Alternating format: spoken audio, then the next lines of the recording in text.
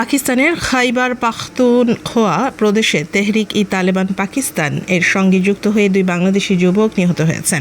নিহতদের মধ্যে একজন রতন ঢালি, যার বাড়ি গোপালগঞ্জের মুকসুদপুর উপজেলায়, অন্যজন ফয়সাল হোসেন, যার ঠিকানা এখনও জানা যায়নি। পুলিশের স্পেশাল ব্রাঞ্চের কাউন্টার টেরোরিজম ইউনিট নিশ্চিত করেছে রতন টিটিপির সঙ্গে যুক্ত হয়ে পাকিস্তানে যুদ্ধে অংশ নিয়েছিলেন।